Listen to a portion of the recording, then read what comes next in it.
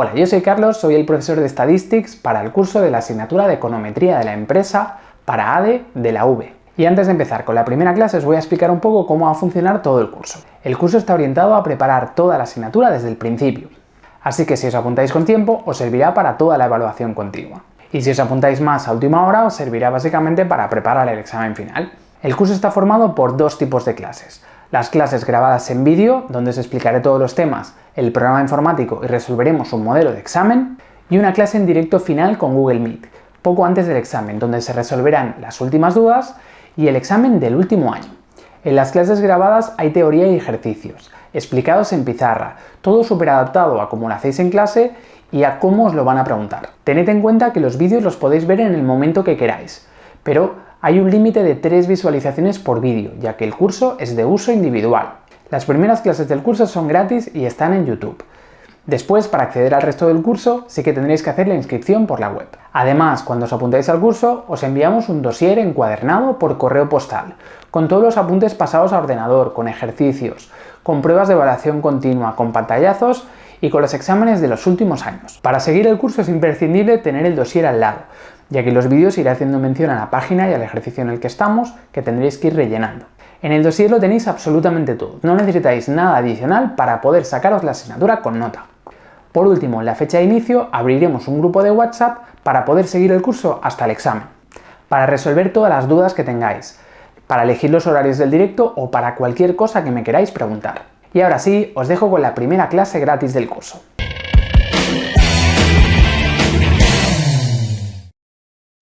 Bien, pues vamos a empezar ahora ya sí con esta primera clase del curso.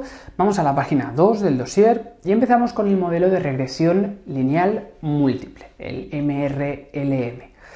Venga, el primer apartado es el análisis del modelo de regresión lineal múltiple y las propiedades estadísticas. Antes de empezar con el temario en sí, vamos a hacer un pequeño repaso de qué era el modelo de regresión, porque todo lo que vamos a hacer en econometría estará basado en el modelo de regresión. Así que es importante recordarlo, esto lo hacíais creo recordar en Estadística 1, empezabais ya con una introducción del modelo de regresión, así que vamos a hacer un pequeño recordatorio antes de empezar con la teoría en sí de econometría, de qué era el modelo de regresión. Bien, la idea es la siguiente. El modelo de regresión se utilizaba en el contexto del estudio de dos variables cuantitativas. Por ejemplo, si nosotros tenemos dos variables como podrían ser las horas de estudio para el examen y la nota del examen, ¿no? Horas de estudio con la nota. Cogemos una muestra de personas, ¿no? Y encontramos que una persona ha estudiado 10 horas y resulta que ha sacado un 5 en el examen. Otra persona ha estudiado 14 horas y ha sacado un 8 en el examen. ¿Sí? Tendríamos una muestra con estos datos, ¿no? Entonces, a partir de aquí, lo que se podía hacer para representar dos variables cuantitativas, lo que hacíais en Estadística 1, era representarlo en lo que llamábamos la recta de regresión dentro de un gráfico que era el diagrama, vamos a ponerlo aquí, diagrama de dispersión. En el diagrama de dispersión representábamos las dos variables. Siempre vamos a tener una variable X y una variable Y. Siempre la X es la variable que afecta a la variable Y. Esta será la variable independiente y esta sería la variable dependiente, como hacíamos en Estadística 1, ¿no? Variable independiente la X, variable dependiente la Y.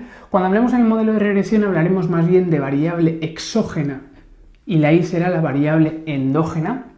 De forma que si queremos representar estos datos en el gráfico que decíamos, el diagrama de dispersión, lo vamos a hacer de la siguiente manera. Aquí ponemos la variable nota, que sería la variable Y, y aquí pondríamos en el eje X, vamos a poner la variable X, que sería las horas de estudio.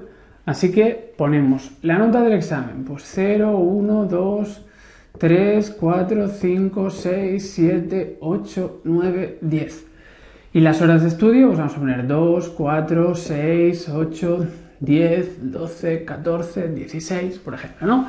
Entonces, a partir de aquí, con esta muestra, vamos a coger cada una de las parejas de datos, ¿no? La primera persona ya ha estudiado 10 horas de estudio y ha sacado un 5 en el examen. Pues 10 horas con un 5, ¿no? Haríamos un puntito aquí. Este punto nos representa a la primera observación. La segunda observación es una persona que ha estudiado 14 horas y ha sacado un 8.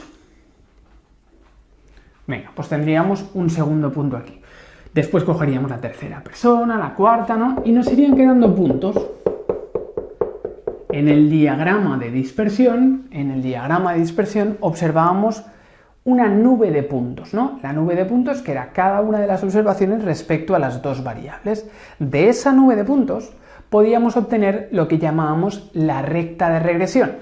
La recta de regresión es aquella recta que pasaría por en medio de toda la nube de puntos. La recta que pasaría justo por en medio de la nube de puntos. Es la recta que minimiza la distancia de los puntos a la recta, es decir, la recta MCO, mínimos cuadrados ordinarios, la que minimiza la distancia de los puntos a la recta. Eso lo veremos después. Por tanto, nos quedaría esta recta de regresión.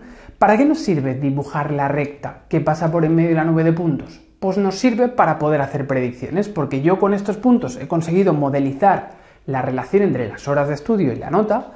Nos ha quedado esta relación de forma que ahora puedo hacer cualquier predicción. Si yo digo una persona que ha estudiado 12 horas, ¿qué nota esperaríamos que sacara? Pues nos iríamos aquí al 12 horas y esperaríamos que sacara pues un 7, ¿no? ¿Sí? Nos permite hacer cualquier predicción una vez tenemos la recta de regresión, pero lo tendríamos que hacer gráficamente. En lugar de trabajar gráficamente, lo podíamos expresar de forma matemática. Una recta se puede expresar como y igual a beta 0 más beta 1 multiplicado por x. ¿Sí? Lo podemos expresar de esta manera. Hablaremos, esto no es un modelo determinista, así que tendremos que la y sería la y estimada, la y que nos predice el modelo de regresión, ¿no? Y tendríamos una constante y una pendiente. ¿Qué era la constante? Vamos a llamarlo, para hacerlo como lo hacéis ahora en econometría, vamos a llamarle beta 1 y beta 2 mejor. Se puede llamar también beta 0 y beta 1, pero para luego trabajar con el modelo múltiple será mejor hacerlo así. Esta beta 1 sería la constante de la recta de regresión y esta beta 2 sería la pendiente de la recta de regresión. En nuestro modelo, ¿cuál sería la variable y? Sería la nota del examen. Así que nos quedaría la nota estimada es igual a una constante, me voy a inventar los datos, imaginaros que nos queda una constante de 1 más un valor que sería la pendiente, imaginaros que sería, por ejemplo, aquí 0,5 para simplificarlo. ¿Sí? Esto nos lo calcula el ordenador, luego veremos cómo se estiman estos valores, lo veremos después. Y después la x sería las horas de estudio. Bien, pues ya tenemos esta expresión. Una vez tenemos esta expresión, pues ahora podemos utilizarlo para hacer predicciones, lo que decíamos antes, en lugar de estar aquí con el gráfico haciendo predicciones, lo podemos hacer mucho más fácil con el modelo de regresión expresado matemáticamente. Por ejemplo, hemos dicho antes, ¿qué pasa si estudiamos 12 horas para el examen? 1 más 0,5 multiplicado por 12 horas, 1 más 0,5 por 12 horas, esperaríamos que esta persona sacara un 7, ¿no? 1 más 0,5 por 12, 1 más 6, 7. 12 horas, un 7, ¿no? Así que podríamos hacer cualquier predicción, ¿no? De la misma manera que lo hemos hecho con el gráfico. O por ejemplo, esta persona que había estudiado 10 horas, vamos a ver qué nos dice el modelo. Pues si hemos estudiado 10 horas sería 1 más 0,5 por 10, sería un 6. Esperaríamos sacar un 6. Pero esta persona no ha sacado un 6, ha sacado un 5 realmente. Porque el modelo no nos dice la nota que sacará la persona exactamente. La nota depende de muchas cosas, no solo depende de las horas que estudiamos. Así que esto va a ser una predicción, una estimación de la nota. Nuestra nota real es un 5, pero el modelo de regresión predice que esta persona debería sacar un 6 o alrededor de un 6, ¿no? Así que no será algo exacto, sino que nos da alrededor de qué valor estaría el valor de la variable endógena de este modelo. Bien, una vez hemos hecho estos ejemplos, ya podemos entender qué significa esto de la constante y de la pendiente. La constante, este valor de beta 1, ¿qué significa este 1? Este 1 lo que nos está diciendo es que si yo no estudiara nada para el examen, si estudiara 0 horas, eso sería. ¿Y qué me quedaría? Que la nota esperada sería de 1. ¿Sí? En este modelo, la constante de 1 me está diciendo que si no estudio nada para el examen, esperaría sacar un 1. ¿Sí? De forma que la constante la vamos a definir como que nos va a decir el valor esperado de y, el valor esperado de y, si la x es igual a 0. el valor esperado de la y si la x es 0. En este caso es la nota esperada si no estudiamos nada, ¿no? En nuestro ejemplo. Vale, esa sería la constante de la recta. Y la pendiente, ¿cuál sería? ¿Qué nos indica este 0,5? Pues fijaros que si estudiamos 12 horas, ¿no? Sacamos un 7. ¿Pero qué pasaría si estudiáramos 13 horas, una hora más? Pues entonces tendríamos medio punto más. Así que sería un 7,5, ¿sí? De forma que, fijaros que este 0,5 nos está diciendo que por cada punto de más que tengamos de la variable x, en este caso por cada hora de más de estudio, esperamos tener medio punto más en la variable nota del examen.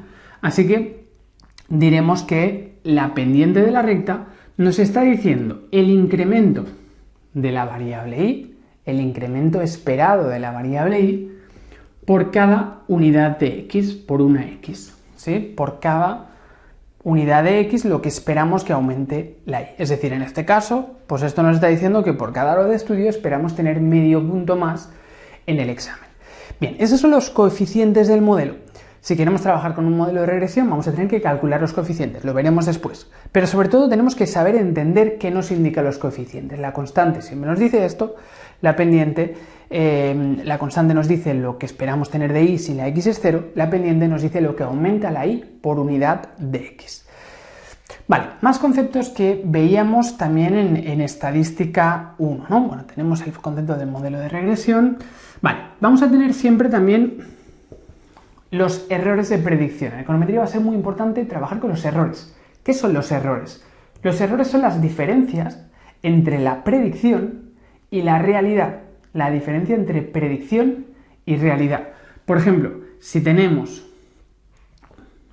A ver, lo expresáis como es... Sí. Vale, si tenemos y, sería el valor de y real menos su predicción, ¿no? Por ejemplo, ¿cuál sería el error de predicción para la primera persona de la muestra? Pues su predicción, ¿cuál ha sido? Una persona que estudie 10 horas, esperamos que saque un 6. Pero no ha sacado un 6. ¿Qué ha sacado? Ha sacado un 5. Así que 5 menos 6 menos 1. ¿Sí? 5 menos 6 menos 1. Pues el modelo se ha equivocado en menos 1, en la persona 1, porque ha predicho que sacaría un 6, pero realmente había sacado un 5, ¿no? O sea, deberíamos quitarle un punto, ¿no? El error ha sido de menos 1, ¿sí? Vale, pues esos son los errores de predicción. Los errores sería la distancia entre el punto, que es la realidad, ¿no?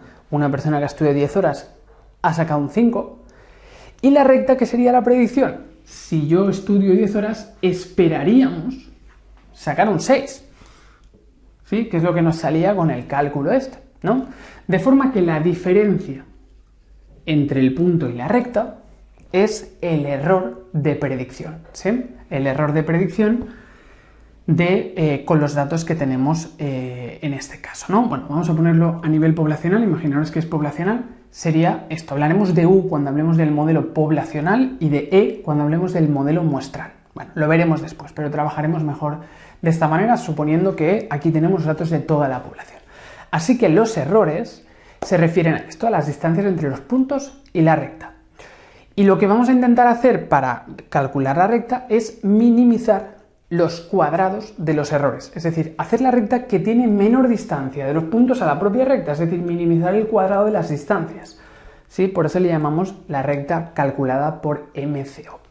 Bien, esa es la idea del modelo de regresión que trabajabais en estadística 1. Ese sería un modelo de regresión lineal simple, porque solo tendríamos una variable exógena que explica la variable endógena. Esto os lo he puesto en modelo simple porque lo podremos expresar en este gráfico en 2 dimensiones. Si es un modelo múltiple, podríamos tener más de una variable x. Si es un modelo múltiple, ya no lo podremos expresar con este gráfico que hacíais en estadística 1. Vale, entonces,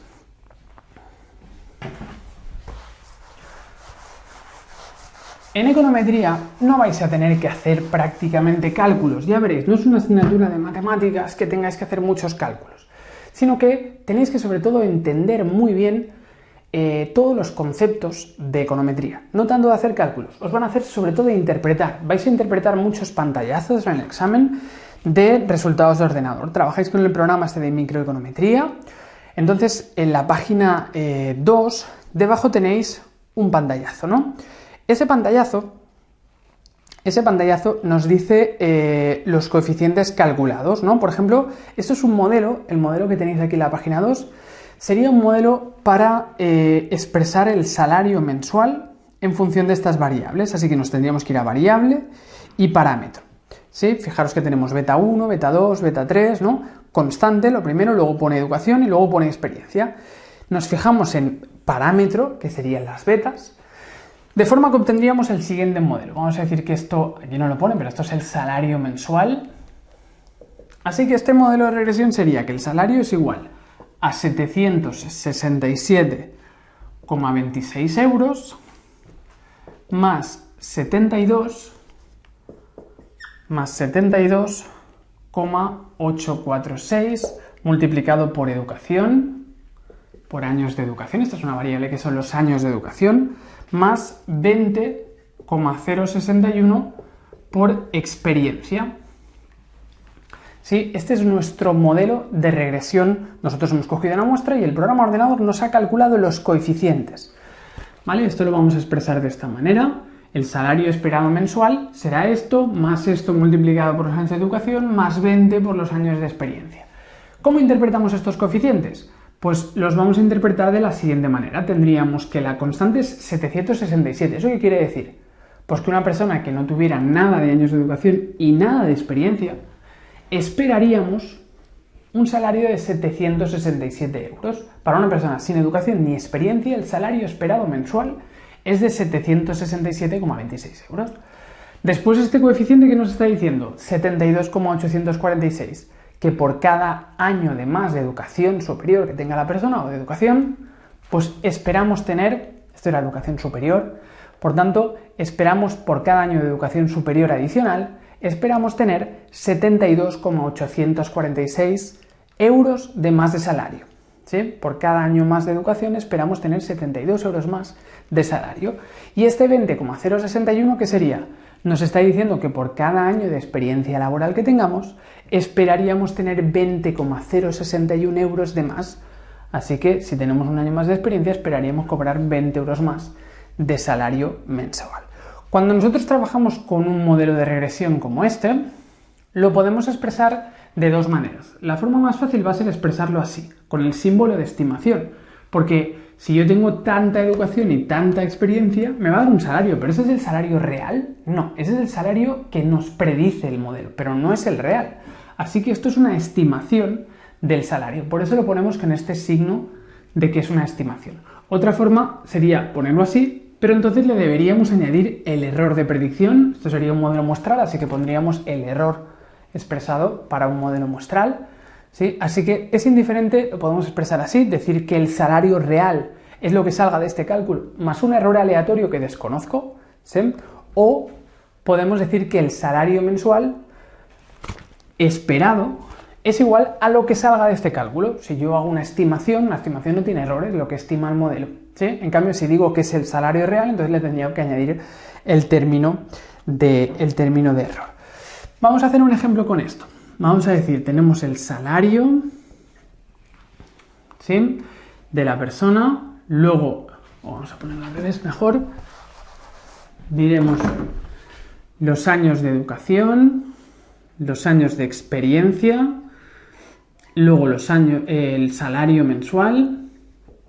¿Sí? Entonces imaginaos que tenemos una muestra, cogemos un grupo de personas, ¿no? Y resulta que tengo una persona que tiene 10 años de educación, que tiene 5 años de experiencia y resulta que nos queda que tiene un salario de 1.150 euros, por ejemplo, ¿sí? Resulta que la primera persona de la muestra pues tiene estos datos. La segunda persona de la muestra resulta que tiene 2 años de educación superior y 2 años de experiencia y tiene un salario de 930 euros. ¿Sí? Nosotros tendríamos estos datos. Esto sería la primera variable x, x1, vamos a llamarle x2, para que nos coincida después con la formulación. Esta sería la segunda variable x, le llamaremos x3, y esta sería la variable y. ¿Sí? Pues nosotros vamos a tener una muestra con unos datos parecidos a estos. Con estos datos el ordenador nos hace un cálculo y nos obtiene estos coeficientes. Una vez tenemos los coeficientes, podemos hacer predicciones, como decíamos antes, ¿no? Por ejemplo, esta persona que tiene 10 años de educación y 5 de experiencia, vamos a ver qué salario esperado le quedaría. Si tenemos aquí 10 y aquí 5 y hacemos el cálculo, nos quedaría 767,26 más 72,846 por 10 más 20,061 por 5. Nos quedaría un salario esperado de 1.596 euros. ¿Sí? En cambio, la persona solo cobra 1.150. ¿Sí? Así que el error de predicción en esta primera observación, ¿cuál sería? El error de predicción sería 1.150 menos 1.596.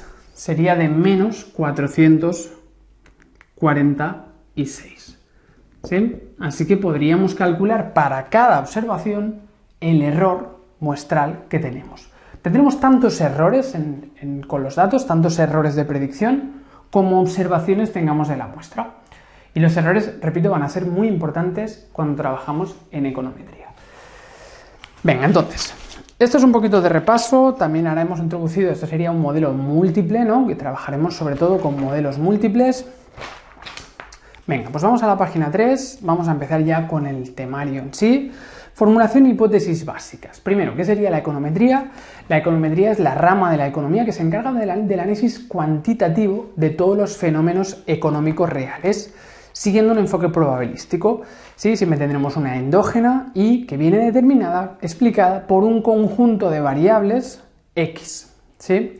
Con un conjunto de variables explicativas X. Entonces, formulación del modelo de regresión. ¿Cómo expresaremos el modelo de regresión? Pues será I es igual a beta 1, que sería la constante, más una pendiente para la primera variable X, es decir, beta 2 multiplicado por X2, ¿sí? Beta 2 en este caso sería esto por la X2, que sería la educación, luego más la beta 3 por X3. Aquí tendríamos todas las variables que queramos añadir en el modelo. Me estoy yendo muy para arriba. Y finalmente tendríamos pues la beta k multiplicado por la xk, ¿no? Tendríamos tantas variables x como queramos meter en el modelo, ¿no? Y al final tendríamos un último coeficiente beta k multiplicado por la última variable que sería xk. Y esto más un error, ¿sí? Esto sería el modelo teórico, modelo poblacional. ¿Sí? Si yo tuviera todos los datos de la población entera, entonces tendríamos este modelo con los coeficientes reales, poblacionales, y con el término de perturbación del modelo, que sería este valor U, porque hablamos del modelo poblacional, ¿eh?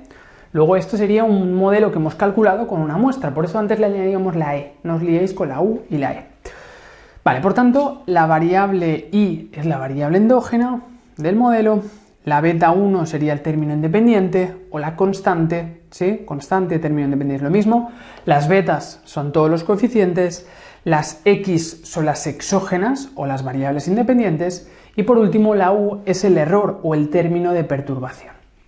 Vale, esta sería la expresión algebraica del modelo de regresión. Trabajaremos de esta manera para expresar los modelos como hemos hecho antes.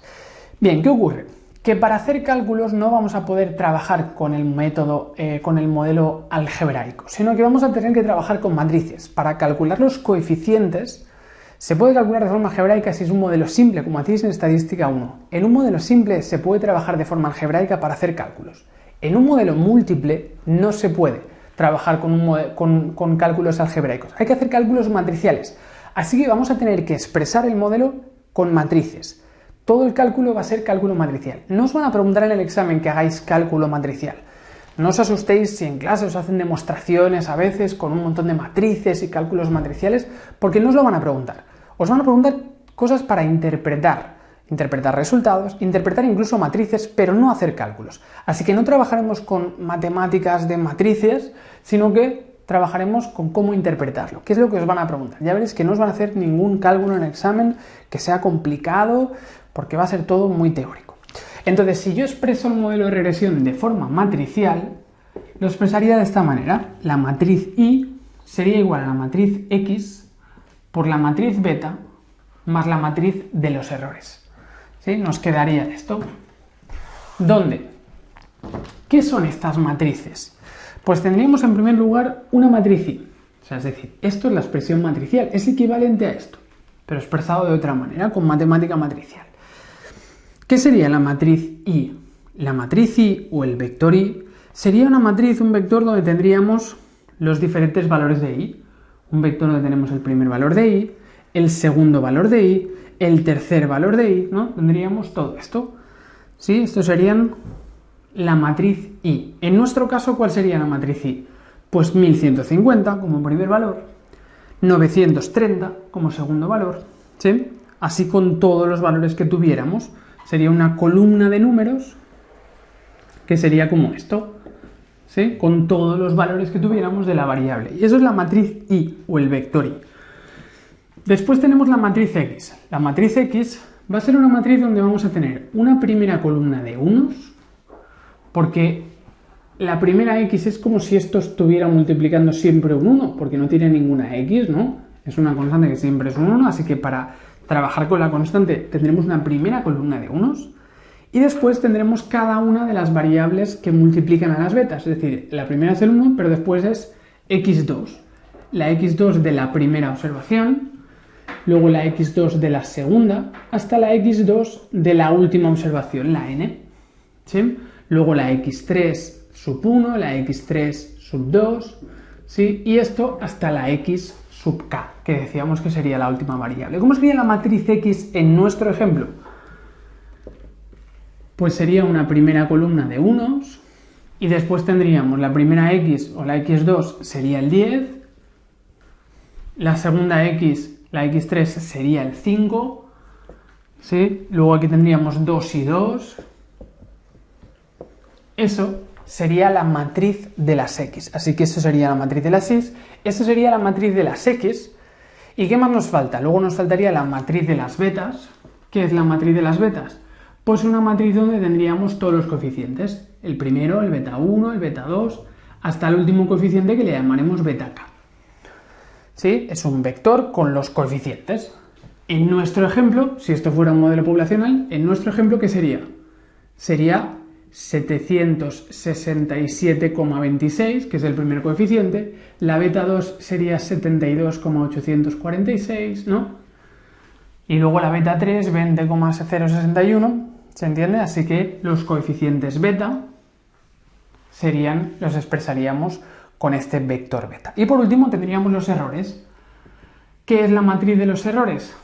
La matriz de los errores, en este caso, suponiendo poblacionales, la matriz de los errores sería una matriz con todos los errores. Imaginaros, repito, que esto fuera la población entera. Entonces tendríamos el error U, si os lo digo para que tengáis un ejemplo, ¿no? Pues haríamos una columna con todos los errores de todas las observaciones, en este caso de la población. Así que, bueno, vamos a ponerlo así mejor. U igual a el primer error, el segundo error, hasta el último error, ¿no?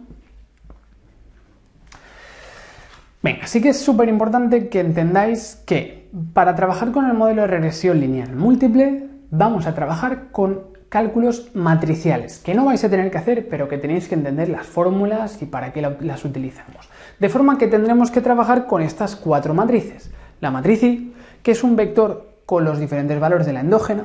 La matriz X, que es una matriz con una primera columna de unos y el resto con todas las columnas de las variables X.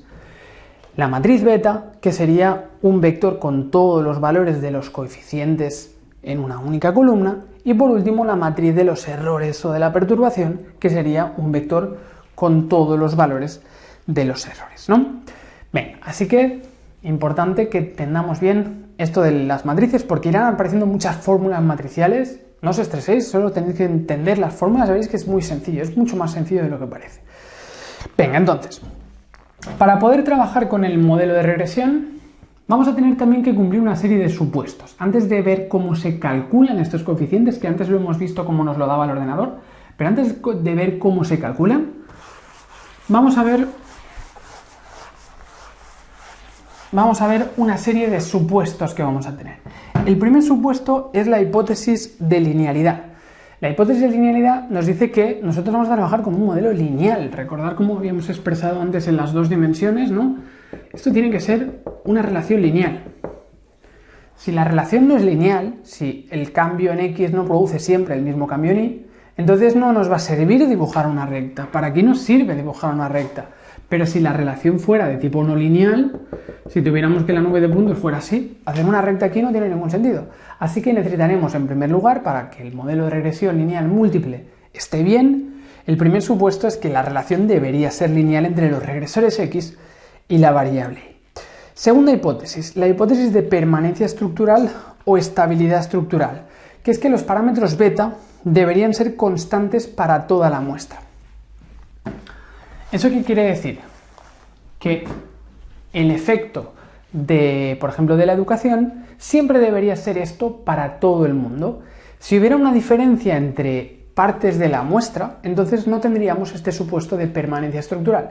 Por ejemplo, imaginaos que los años de educación superior no cuentan lo mismo a nivel laboral para los chicos y para las chicas. ¿Sí? Imaginaros que a los chicos los años de educación superior se les premia más en el salario que a las chicas, ¿sí? A nivel después real, ¿no? Por tanto, ¿qué ocurriría aquí? Que el coeficiente de la educación no sería el mismo para todo el mundo, sino que deberíamos tener un coeficiente, un efecto sobre el salario de un año más de educación para los hombres y un efecto sobre el salario para las mujeres. En ese caso, no podríamos tener un único coeficiente para todo el mundo, porque a lo mejor la relación entre los salarios y la educación es así para los chicos, pero es así para las chicas. Por tanto, si yo hago una recta, pues dibujaremos una recta aquí, pero no sería, no estaríamos captando bien la relación entre las dos variables. Así que debería haber estabilidad estructural, es decir, que los parámetros beta, los coeficientes poblacionales, el efecto de una unidad más de X sobre la Y, debería ser el mismo para todo el mundo.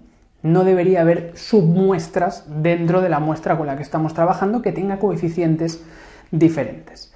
Después, hipótesis sobre el término de perturbación.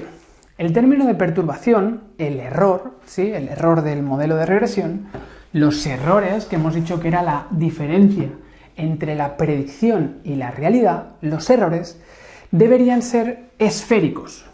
¿Qué quiere decir que sean esféricos?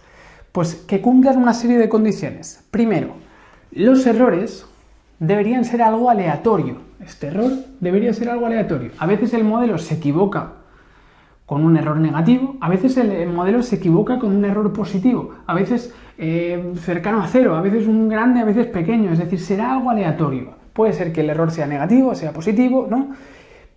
Y eso dependerá del azar, pero sí que debería seguir una distribución normal, centrada en cero, ¿sí? Es decir, a veces me equivoco, el modelo se equivocará con las observaciones, a veces en negativo, a veces se equivocará en positivo, ¿sí? Pero lo más probable es que esté cerca del cero y es poco probable que el modelo se equivoque mucho por arriba o que se equivoque mucho por debajo. Es poco probable que nos alejemos mucho de la realidad, ¿no? Con nuestro modelo de regresión, si está bien estimado.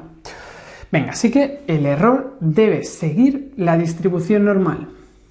Una normal centrada en cero, ¿sí? Y con una varianza que le llamaremos la varianza del término de perturbación, y la podemos expresar con una sub u, sigma al cuadrado sub u. Vale, o si lo expresamos como varianza, sí, varianza sigma al cuadrado sub u. Venga, normalidad, después esperanza nula de los errores, es decir, el valor esperado de los errores debería ser cero. Después, homocedasticidad. ¿Qué quiere decir la homocedasticidad? Quiere decir que los errores siempre tengan la misma variabilidad.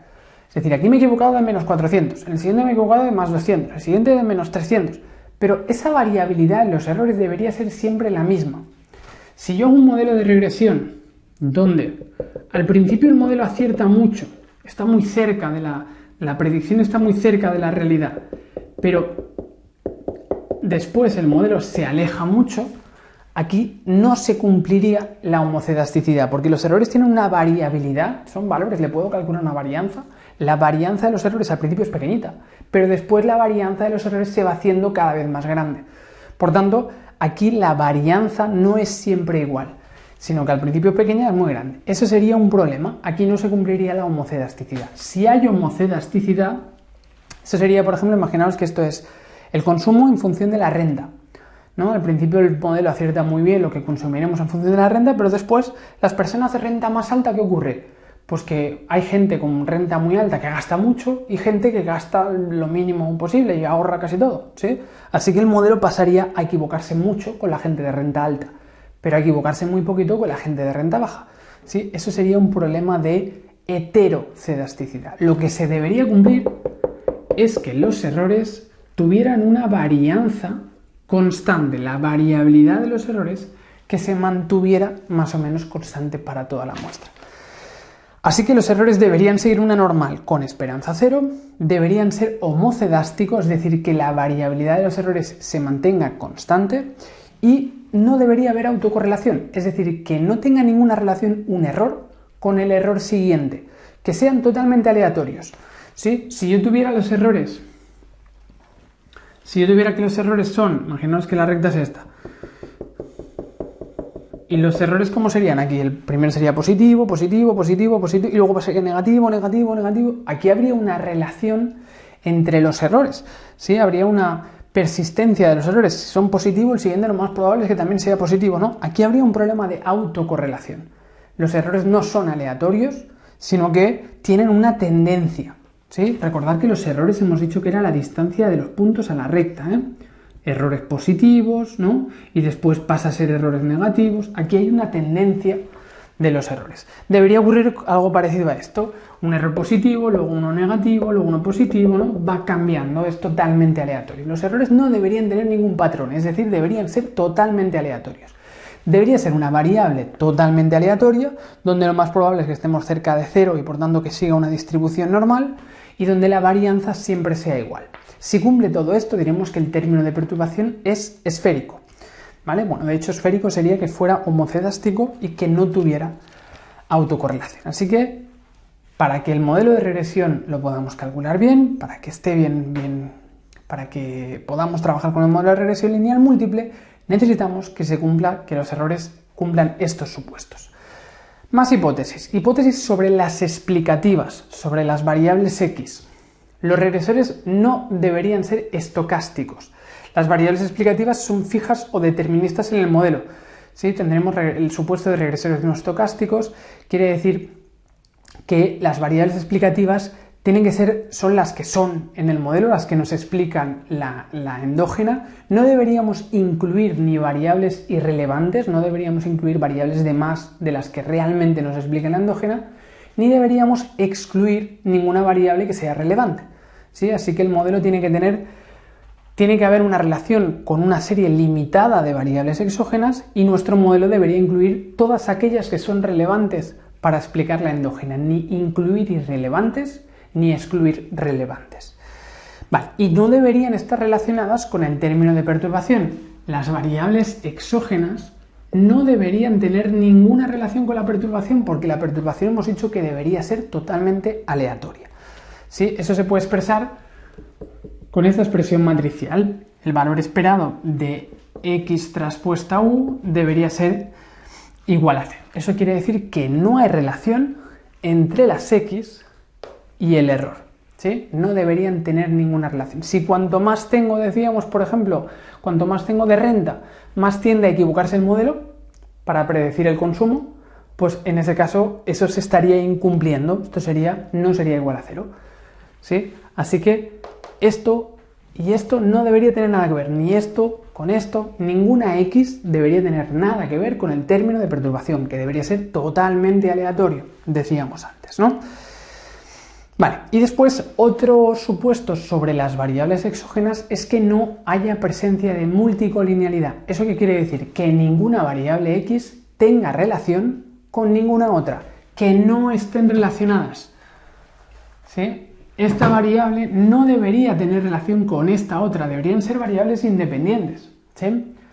O esta variable no debería tener nada que ver con esta otra, ni esta con esta. Las exógenas del modelo no deberían estar relacionadas entre ellas, deberían ser variables independientes. Si yo incluyo, por ejemplo, la experiencia y también incluyo la edad de la persona, pues la edad y la experiencia ¿Podrían tener mucha relación? Pues podría haber un problema de multicolinealidad que lo analizaremos más adelante. Bueno, por tanto, las explicativas deberían ser regresores no estocásticos y no debería haber multicolinealidad. Y por último tenemos una última hipótesis, que es la de los grados de libertad positivos. Los grados de libertad en el modelo de regresión siempre serán n-k, donde k es el número de coeficientes del modelo de regresión. Por ejemplo, en este modelo, el que trabajábamos antes, sería una k de 3. 1, 2, 3. Tendríamos 3 betas. Por tanto, si hemos trabajado con 10 individuos, imaginaros como ejemplo, si trabajamos con 10 personas, 10 menos 3 nos quedarían 7 grados de libertad. Eso lo utilizaremos más adelante para la inferencia estadística. Pero esto, los grados de libertad, siempre tienen que ser positivos o como mínimo sería 0. Así que vamos a tener siempre que la n debería ser siempre mayor o igual que k para que tengamos grados de libertad positivos. No podemos tener grados de libertad negativos. Así que una condición que es más bien matemática para poder hacer todos los cálculos es que siempre, como mínimo, necesitamos tantas observaciones como número de coeficientes a estimar. Por ejemplo, en este modelo de educación-experiencia para explicar el salario, necesitaríamos como mínimo 3 observaciones. Si yo solo tuviera 2, no podríamos hacer el cálculo del modelo. Necesitaríamos como mínimo 3 para que matemáticamente pudiéramos hacer los cálculos. Venga, por tanto, siempre necesitamos tantas observaciones como mínimo, cuantas más mejor, pero necesitamos como mínimo tantas como número de coeficientes. Si tengo un modelo con 4 betas, como mínimo necesito 4 observaciones. Venga, esas son supuestos o hipótesis que deberíamos cumplir para poder trabajar con el modelo de regresión lineal multi. Muchas de ellas no las vamos a poder comprobar, así que las vamos a dar por supuestas. Pero si todo esto se cumple, entonces podemos trabajar con el modelo de regresión lineal múltiple. Venga, así que llegamos al punto de la estimación del modelo de regresión. Este es el modelo de regresión de la población. ¿Sí? Este modelo que hemos puesto antes sería el modelo de regresión poblacional. ¿Qué ocurre? Que como cuando trabajamos en estadística 2, normalmente no vamos a tener la población entera, sino que vamos a tener solo una muestra. Así que si nosotros tenemos una muestra y queremos estimar el modelo de regresión, esto no lo vamos a poder calcular. Vamos a trabajar con un modelo de regresión muestral. Es decir, cogeremos unos datos de una muestra y con esa muestra calcularemos el modelo de regresión. Pero no tengo los datos de toda la población, yo tengo todas las personas del mercado laboral español, la educación, la experiencia y el salario que tienen, sino que yo solo tengo una pequeña muestra de personas. Pues entonces vamos a hacer un modelo de regresión muestral. Ese modelo de regresión muestral nos va a dar una constante, pero será la constante calculada para nuestra muestra, una beta 2 muestral, una beta 3 muestral, ¿sí? Hasta la última beta y con un error que le pondremos ESOPI. Este sería el modelo de regresión muestral, modelo de regresión de la muestra. El modelo de regresión poblacional va a ser algo teórico, nunca vamos a tener los datos de toda la población, sino que nosotros querremos conocer el modelo, por ejemplo, que nos explica el salario a partir de la educación y la experiencia, pero para poderlo resolver vamos a tener que coger una muestra. Cogemos una muestra de 50 personas y miramos la educación, la experiencia y el salario. Y a partir de ahí, pues vamos a poder calcular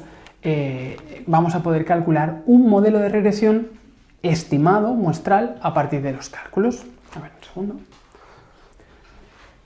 Venga, por tanto, decíamos que si nosotros queremos estimar el modelo de regresión a través de los datos de una muestra, haremos una estimación del modelo y no podremos conocer nunca el modelo de regresión poblacional, que es el que nos gustaría, sino que tendremos que trabajar con el modelo de regresión que nos sale con los datos en la muestra.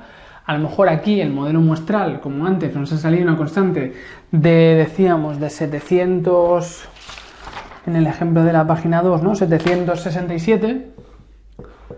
En la muestra me ha salido 767 de constante, pero a lo mejor la constante, si tuviera los datos de toda la población, pues a lo mejor sería, me lo invento, por ejemplo, 800 euros. A lo mejor una persona sin educación ni experiencia esperaríamos que cobrara 800 euros si tuviera los datos de toda la población. Pero al coger una muestra, yo calcularé el coeficiente beta 1 Y ese coeficiente no tiene por qué ser igual que el de toda la población entera, porque no tendremos la población entera, pero tenderá a parecerse. Así que trabajaremos con este modelo estimado a través de los datos de una muestra. Así que el modelo poblacional nunca lo vamos a poder calcular, porque nunca tendremos la población entera, y vamos a trabajar siempre con el modelo que me salga después de recoger una muestra de toda la población. Es el modelo muestral, el modelo estimado. Pues bien, ¿cómo vamos a calcular estos coeficientes muestrales? Venga, estamos en la página 4, estimación por MCO. ¿Sí? Para trabajar con el modelo, para estimar el modelo muestral, hemos dicho que lo que tenemos que hacer es minimizar, utilizaremos el método de los mínimos cuadrados ordinarios. Vamos a buscar la recta de regresión que minimiza el cuadrado de los errores. Es decir, que nos consigue los mínimos errores posibles si los sumo todos, ¿no? Los errores, recordar que decíamos que era la diferencia, los errores muestrales, son la diferencia entre el valor real de la variable endógena y la predicción, ¿no? Los errores salían de hacer este cálculo. Así que vamos a buscar la recta que minimiza el cuadrado de los errores. Matemáticamente, el cuadrado de los errores se puede expresar como E'. Significa la matriz de los errores traspuesta, esto significa traspuesta, multiplicado por la matriz de los errores. Eso es lo mismo que hacer el sumatorio de los errores al cuadrado. Decíamos que, esto lo he puesto así antes para que nos encajara con las matrices que trabajábamos poblacionales, pero si esto es una muestra, los errores que estamos obteniendo serían errores muestrales, ¿no? Así que sería E sub i. ¿Cómo sería este vector E traspuesto? Pues sería menos 446 del primer error, vamos a ponerlo así. El primer error sería E sub 1, luego E sub 2, ¿no? Hasta E sub n. Y el vector E sería E sub 1, E sub 2, hasta E sub n. Si yo hago este cálculo matricial, la traspuesta del vector E por el vector E, ¿qué nos queda? Pues nos quedaría esto por esto, más esto por esto, más esto por esto, más esto por esto, ¿no? Así que nos quedaría una suma de los cuadrados de los errores, porque E1 por E1 es E1 al cuadrado, más E2 por E2, E2 al cuadrado. Así que esto es lo mismo que esto, expresado matricialmente. La traspuesta del vector E por E es lo mismo que hacer el sumatorio de los errores al cuadrado. Así que el objetivo es minimizar el cuadrado de los errores, ¿sí? Por el método de mínimos cuadrados ordinarios. Así que minimizamos los cuadrados de los errores. Y esto lo haremos a través de la derivada parcial de E', respecto a los coeficientes beta y lo igualaremos a 0. ¿Sí? Para minimizar, ¿no? Se hace la derivada y se iguala a 0. Vale, de forma que si hacemos este cálculo, esto no lo vais a necesitar resolver, pero si hiciéramos este cálculo, al final nos quedaría esta expresión. El vector beta estimada por el método de mínimos cuadrados ordinarios, MCO, o en mínimos cuadrados ordinarios, MQO en catalán. Esto es igual a hacer este cálculo, coger la matriz X traspuesta, multiplicada por la matriz X, todo esto le haríamos la inversa, el resultado de esa multiplicación le haríamos la inversa, y luego sería la matriz X traspuesta por la matriz Y. ¿Sí? Así que la estimación de los coeficientes en el modelo de regresión lineal múltiple se hace a través de un cálculo matricial. Esto nos lo hará el ordenador. No vamos a tener que hacer este cálculo, que es complicadísimo, ¿sí? No os lo van a preguntar en el examen que hagáis este cálculo, pero sí que entendáis qué es esta fórmula. El ordenador, para resolvernos los coeficientes, hace este cálculo matricial. Coge la matriz X traspuesta. La matriz X, recordar que era aquella matriz, ¿no? Con los unos, ¿sí? Y luego los diferentes valores de X, pues le hace la traspuesta, la multiplica por la matriz X y el resultado le hacemos la inversa. Y luego lo multiplicamos por la matriz X traspuesta, multiplicado por el vector Y, que era el vector aquel, esto era el vector Y, ¿no? Con todos los valores de Y. Pues si hacemos todo este cálculo matricial, el resultado serán los coeficientes muestrales. En nuestro ejemplo de antes, en el ejemplo de la educación y la experiencia, esto nos daría igual a la beta 1 muestral, la beta 2 muestral y la beta 3 muestral, en el ejemplo de la educación y la experiencia, que nos había salido, como teníais en el pantallazo de la página 2, 767,26, 72,846 y 20,061. Así que el ordenador hace esto. Coge los valores de las X, los valores de la Y, identifica las matrices del modelo de regresión que hemos comentado antes y con esas matrices hace esta operación matricial. Y el resultado de todo esto es un vector que es el vector de las betas estimadas, que son los coeficientes de nuestro modelo de regresión muestral. ¿Sí? Así que todo esto tiene que tener muy claro, tiene que quedar muy claro, porque todo esto os lo van a ir preguntando durante toda la asignatura, va a ir saliendo durante toda la asignatura. Así que nosotros vamos a intentar modelizar la relación entre una serie de variables X, a ver cómo afectan a una variable Y. Queremos hacer un modelo de regresión. Ese modelo de regresión no vamos a conseguirlo, porque no tendremos nunca todos los datos poblacionales. Así que vamos a coger una muestra, un grupo de personas que tengamos los valores de esas variables. Con esa muestra vamos a estimar un modelo de regresión muestral.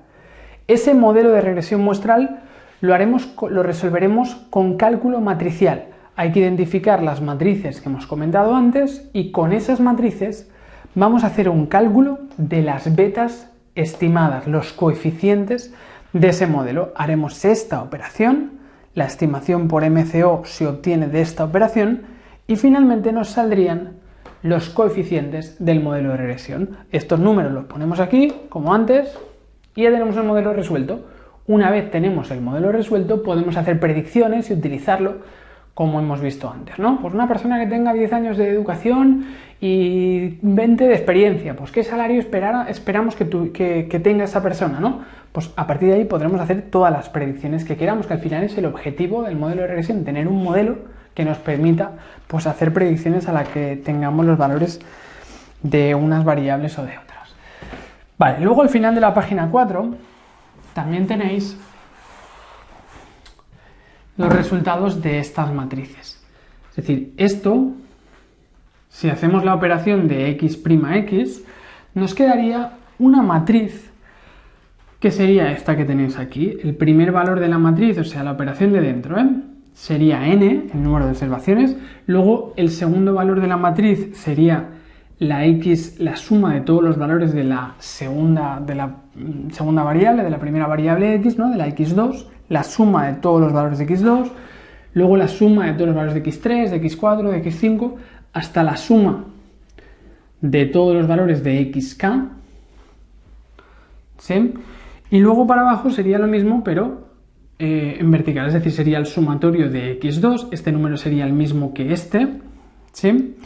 Luego tendríamos el sumatorio de la x2 al cuadrado aquí, y esto nos iría quedando así. El primer valor de la matriz x', es decir, la traspuesta de x por x, si la inversa, este cálculo nos daría lugar a una matriz que sería esta. Y eso sí que tenéis que saberlo, porque si veis la matriz, no os van a pedir calcularlo, pero si veis la matriz, sí que sepáis que el primer valor es la n, el siguiente valor de la diagonal es la suma de la primera x, de todas las valores de la primera x al cuadrado, luego la suma de los valores de la segunda x al cuadrado, ¿sí? De x2 al cuadrado, x3 al cuadrado, y luego la suma de x, todos los valores de x2, bueno, los tenéis aquí todos los valores. Y luego los otros valores serían ya las combinaciones, sumatorio de x1 por la x2, ¿sí? Todos los demás valores nos saldrían, bueno, lo tenéis aquí expresado, ¿no?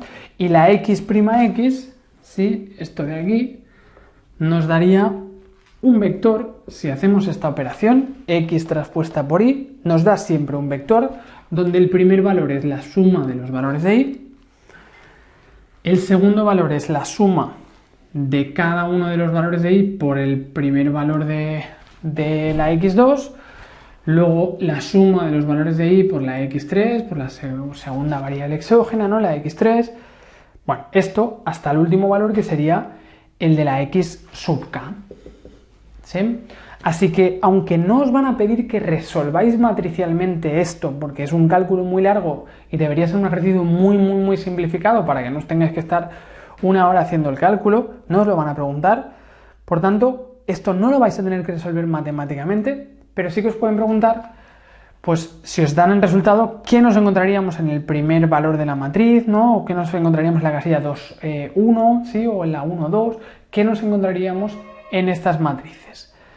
Venga, por tanto, tendríamos, esto sí que tendríais que saber qué elementos nos encontraríamos en la matriz resultante de x' y en la matriz resultante de x'.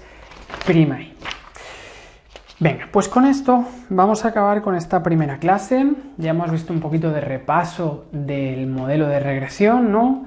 Después el modelo de regresión múltiple, hemos visto cómo se pueden expresar las matrices con las que vamos a trabajar en el modelo de regresión múltiple, todos los supuestos en los que nos vamos a basar, ¿sí? Siempre supondremos que se cumplen todas esas condiciones. Si no se cumpliera, entonces no sería válido el modelo de regresión.